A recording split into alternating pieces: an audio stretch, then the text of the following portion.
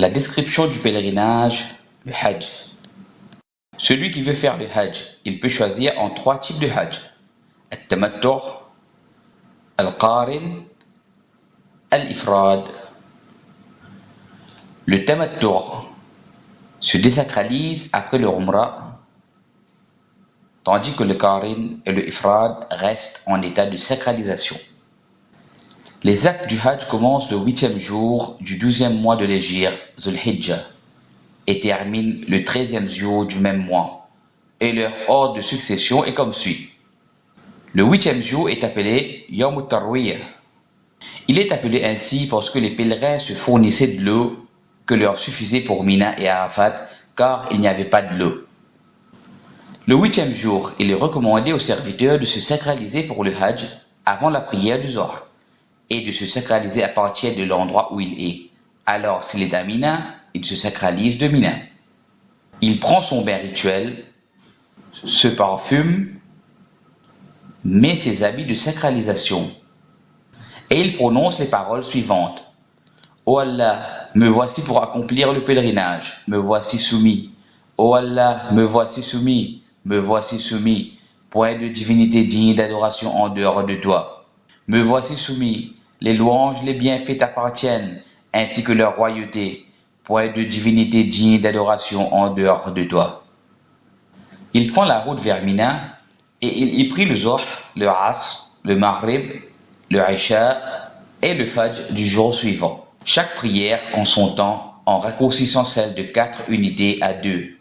Il restera à Mina jusqu'au lever du soleil du 9e jour. Et c'est le jour d'Arafat. Le 9e jour, le jour d'Arafat. Dès que le soleil se lève ce jour-là, le pèlerin se dirige vers Arafat en invoquant. Et l'acte recommandé, c'est de se diriger à la mosquée Namira et d'y rester jusqu'au moment du Zohr si cela lui est possible.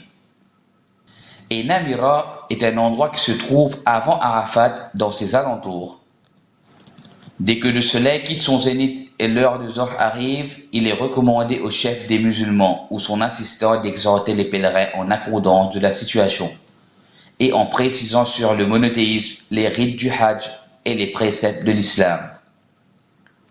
Ensuite, il y prie à Arafat le Zohr et le Asr, raccourcis à l'heure du Zohr. Si le pèlerin est entré directement à Arafat et n'a pas arrêté à Namira, il lui est permis. Rester en une station à Arafat. La station de Arafat signifie la présence du pèlerin à Arafat au 9e jour, soit qu'il est debout ou assis ou n'importe quelle autre posture. Il ne veut pas dire obligatoirement se mettre debout. La station d'Arafat est un des piliers du Hajj, et sans lui, il n'y a pas de Hajj, car le prophète, paix et salutation d'Allah sur lui, a dit « Le Hajj, c'est Arafat ». Le moment pour la station d'Arafat commence à l'aube du 9e jour jusqu'à l'aube du 10e jour. Et n'importe qui a pu être présent, même pour un court moment pendant ce jour, est considéré parmi ceux qui étaient à Arafat. Et son Hajj est valide. Tandis que celui qui l'a raté, il n'y a pas de Hajj pour lui, selon ce qu'a dit Ibn Abbas, qu'Allah soit satisfait de lui. Celui qui a attrapé Arafat avant le lever du Hajj a obtenu le Hajj. Quant à l'endroit qu'il faut se mettre, Arafat est en entier un endroit de stationnement. Le prophète, paix et salutation d'Allah sur lui, s'est mis à côté de la colline face à la Qibla et a dit « Je me suis mis ici, et Arafat en entier est un endroit de stationnement. S'il est possible à quelqu'un de se tenir là où a été tenu le prophète, paix et salutation d'Allah sur lui, qu'il le fasse, sinon n'importe où à Arafat. » Il n'est pas permis de stationner dans la vallée de Horana, qui se trouve juste avant Arafat, et ni d'escalader la montagne ou les montants des rochers. Et Arafat a ses limites bien connues avec ses insignes bien visibles et bien clairs dans toutes les directions. Ce que le pèlerin fasse durant sa station à Arafat.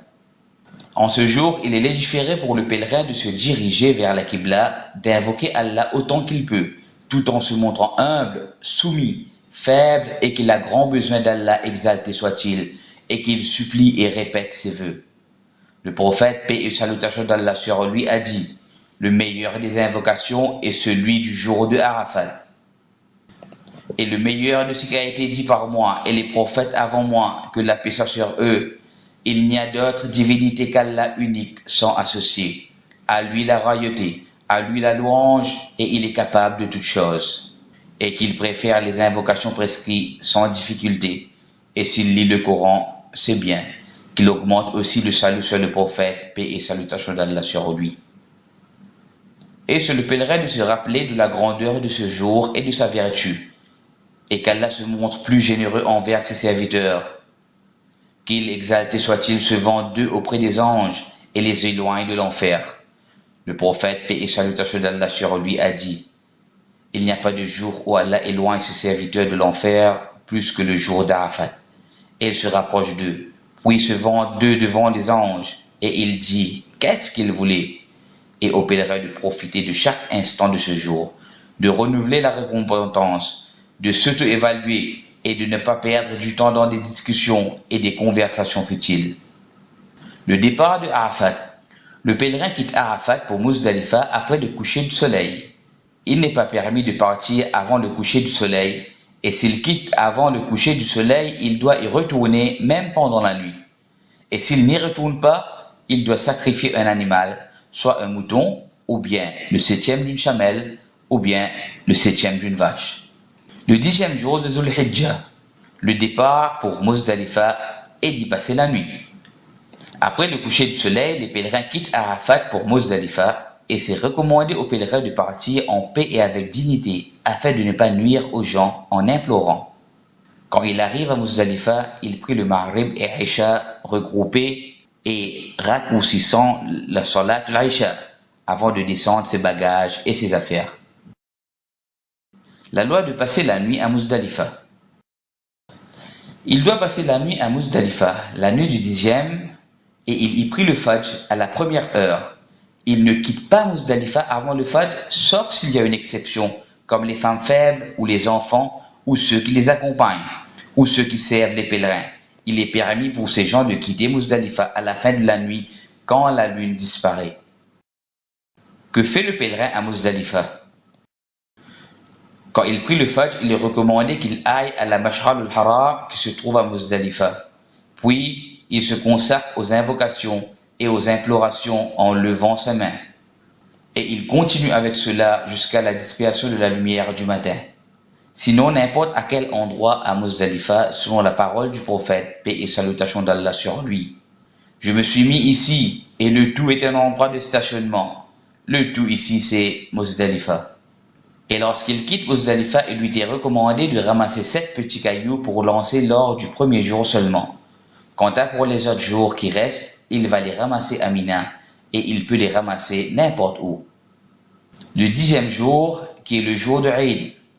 Le pèlerin quitte Muzdalifa peu avant le lever du soleil pour se diriger vers Mina, en récitant le Talbiya. Et lorsqu'il arrive à la vallée de Mahasir, qui se trouve entre Mina et Muzdalifa, il se précipite. Et quand il arrive à Mina, il commence avec les actes du jour de Eid. En général, ces actes sont le lancement des cailloux sur la grande Jamarat al-Aqaba, le sacrifice, le rasage et le raccourcissement des cheveux, le tawaf, le sarg entre Safa et Marwa, le lancement des cailloux sur la grande Jamarat al-Aqaba, et c'est la première acte du jour de Eid.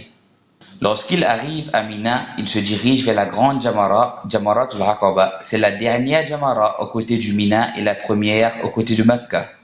Et lorsqu'il y arrive, il cesse le Talbiya et lance 7 petits cailloux consécutivement en disant Allahu Akbar avec chaque lancement de cailloux. Le moment recommandé pour le lancement des cailloux commence dès le Fajr du jour de Eid, et s'il a lancé avant le Fajr durant la nuit, il lui est permis. Et le moment du lancement continue jusqu'à l'aube du 11e jour. Quelques instructions. Le musulman doit éviter de nuire ses frères au moment du lancement des cailloux ainsi que durant le Hajj en entier. Et le pèlerin doit s'assurer que les cailloux tombent dans l'enceinte de la Jamara et pas n'importe où, car certains pèlerins lancent de loin et les cailloux n'atteignent pas l'endroit escompté et cela ne compte pas. Le pèlerin doit éviter l'exagération du lancement, comme lancer des grosses pierres ou des souliers. La dimension du caillou est juste un peu plus grande qu'un pois chiche. S'il lance tous les cailloux d'un seul coup, cela ne compte pas. Il faut lancer un par un. Et s'il les met dans le bassin, cela ne compte pas non plus. Il faut lancer. L'immolation, et c'est le deuxième acte du jour de Eid. Il immole son offrande s'il est avec lui, et en mange et nourrit les pauvres. L'offrande est obligatoire sur celui qui accomplit le Hajj Tamattu et le Hajj Qarin, et elle est recommandée pour celui qui fait le Hajj d'Ifrad, et c'est permissible pour lui de retarder l'immolation. Le rasage et le raccourcissement des cheveux, et c'est le troisième acte du jour de Eid. L'homme se rase la tête, ou se raccourcit tous les cheveux, et le rasage est meilleur. Quant à la femme, elle est raccourcie de la longueur d'une phalange. Le tawaf al-ifada, et c'est le quatrième acte du jour de Eid. On l'appelle tawaf ifada ou tawaf ziyara, et il n'y a pas de raml, marcher rapidement, ni le ittiba, faire passer le tissu au niveau de l'aisselle droite pour se découvrir l'épaule droite. Après le tawaf, il se dirige vers le maqam Ibrahim si cela lui était possible. Il prie 2 unités de prière derrière le maqam Ibrahim et il lit le surat al-Kafirun après la Fatiha dans la première unité, et dans la deuxième, il lit surat al-Ikhlas après la Fatiha. Et s'il ne peut pas le faire, alors dans n'importe quel endroit de la mosquée. Il est meilleur pour ce tawaf d'enlever les habits de sacralisation après le lancement et le rasage, et il se vêtit de ses habits et se parfume. Comme le prouve le hadith où Aïcha, qu'Allah soit satisfait d'elle, a dit: je parfumais le messager d'Allah, paix et salutations d'Allah sur lui, afin qu'il entre en état de sacralisation, et quand il se désacralise avant le tawaf de la maison. L'heure du tawaf al-ifada. Le tawaf al-ifada commence après l'aube, le jour de Eid, et il est permissible pour ceux qui ont été permis de quitter Muzdalifa plus tôt de le faire même pendant la nuit, tout comme il est permis de le retarder, mais cela est contraire à ce qui est meilleur. Le sa'i entre Safa et Marwa. Le sa'i entre Safa et Marwa après le tawaf ifada est obligatoire pour celui qui accomplit le Hajj Tamattu. Quant à celui qui accomplit le Hajj al-Qiran ou al-Ifrad, ils n'ont pas à faire le sa'i après le tawaf ifada s'ils l'ont déjà fait après le tawaf al-Qudum. Et quand le pèlerin a terminé le tawaf ifada et le sa'i, si cela lui était obligatoire, donc les actes du jour de Eid sont accomplis, et il doit revenir à Mina pour y passer la nuit du 11e. L'ordre des actes du jour de Eid. C'est recommandé de faire les actes dans l'ordre suivant: le lancement des cailloux, puis l'immolation, ensuite le rasage, ensuite la tawaf, ensuite le sa'i pour celui qui a à le faire. Il lui est permis de précéder une action sur l'autre quand le prophète, paix et salutations d'Allah sur lui, l'a permis. S'il rase avant le lancement, c'est valide, tout comme s'il immole ensuite fait le tawaf, ensuite le lancement. C'est toujours correct, car à chaque fois que le prophète, paix et salutations d'Allah sur lui, a été questionné concernant le fait de faire une action avant l'autre, il a répondu: fais sans problème. La première désacralisation et la deuxième désacralisation. La première désacralisation, c'est de rendre licite tout ce qui lui a été interdit à cause de la sacralisation, sauf le raccord sexuel et le contrat avec son épouse, ou le contrat de mariage. Ces actes ne sont pas permis. La désacralisation arrive après avoir accompli 2 parmi les choses suivantes: le lancement des cailloux à la grande Jamarat al-Aqaba, le rasage ou le raccourcissement des cheveux, le tawaf suivi du sa'i si cela lui était obligatoire. La deuxième désacralisation, c'est de rendre licite tout ce qui lui a été interdit à cause de la sacralisation. La deuxième sacralisation arrive après avoir accompli tout ce qui a été mentionné. L'immolation de l'offrande n'a rien à faire avec la désacralisation. S'il retarde l'immolation de son offrande jusqu'au 11e jour et accomplit toutes les autres actes du jour de Eid, donc il se désacralise même s'il n'a pas sacrifié son animal. Ayyam al-Tashriq. les jours qu'on appelle At-Tashriq. Ils sont 3 jours et ils sont le 11e, 12e et 13e jour de Dhul Hijjah. Elles sont appelées ainsi parce que les viandes sacrificielles en ce jour sont coupées, tranchées et séchées par le soleil. En effet, le prophète, paix et salutations d'Allah sur lui, a dit concernant ces jours: certainement ces jours sont pour manger et évoquer Allah, exalté soit-il. Les actes du Hajj pendant les jours et les nuits du Tashriq. Le 11e jour et sa nuit. Passer la nuit à Mina est obligatoire la nuit du 11e. Après le 11e jour, après que le soleil ait atteint son zénith, il lance les cailloux sur les 3 jamarat, réservés au lancement. 7 cailloux à la suite sur chacune des stèles et ses 3 bassins. Dans chaque bassin, il y a un édifice. Il se trouve à la fin de Mina du côté de la Mecque. La première de ces jamarat est la petite jamarat, puis la moyenne, ensuite la grande qui est Jamarat al-Aqaba, et c'est au côté de la Mecque. La description du lancement. Il commence par la première jamarat. Il lance 7 cailloux consécutivement sur chacune des stèles en disant Allahu Akbar avec chaque caillou. Et il faut que les cailloux tombent dans le bassin. Puis il se recule un peu et s'arrête pour invoquer Allah en levant ses mains. Ensuite, il procède à la jamarat moyenne. Il lance 7 cailloux comme la première et après cela, il invoque Allah en levant les mains. Ensuite, la jamarat al-Aqaba. Il lance 7 cailloux et après cela, il ne s'arrête pas pour l'invocation. Le 12e jour et sa nuit, il doit passer la nuit à Mina, la nuit du 12e. Après le zénith, il lance les 3 jamarat comme il l'a fait le 11e jour. S'il veut terminer son Hajj plus tôt en ce jour-ci, donc il lance les cailloux et il quitte Mina avant le coucher du soleil. Et si le soleil s'est déjà couché ou il est encore à Mina, il devra donc y passer la nuit et de lancer les cailloux le 13e jour.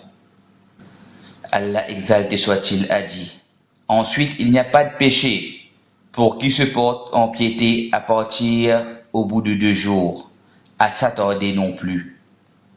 La signification: celui qui se précipite et part au bout de 2 jours parmi les jours du Tashriq, qui sont le 11e et le 12e, ou qui s'attarde, donc il complète le 13e jour.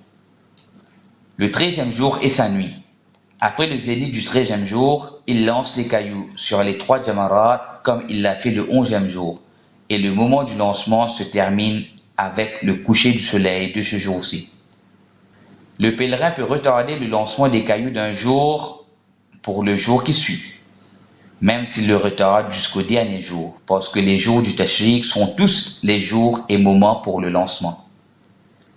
La description du lancement, s'il l'a retardé, est de commencer avec le lancement pour le premier jour, ensuite il retourne et recommence pour le prochain jour, et ainsi de suite, et ceci après que le soleil ait atteint son zénith. Le tawaf al-Wida, qui est le tawaf d'adieu. Quand le pèlerin veut quitter la Mecque, il accomplit le tawaf d'adieu, et c'est parmi les obligations du Hajj. Et il n'y a pas de sa'i après le tawaf, et le tawaf d'adieu a été allégé pour les femmes menstruées. Retarder le tawaf ifada jusqu'au tawaf al-Wida, le pèlerin peut retarder le tawaf ifada jusqu'au tawaf al-Wida, mais c'est contraire de ce qui est meilleur.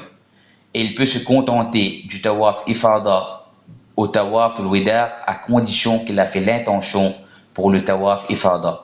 Et cela même s'il a accompli le sa'i après le tawaf. Et c'est ainsi que s'achève le Hajj. Et il prie qu'Allah exalté soit-il l'accepte de lui.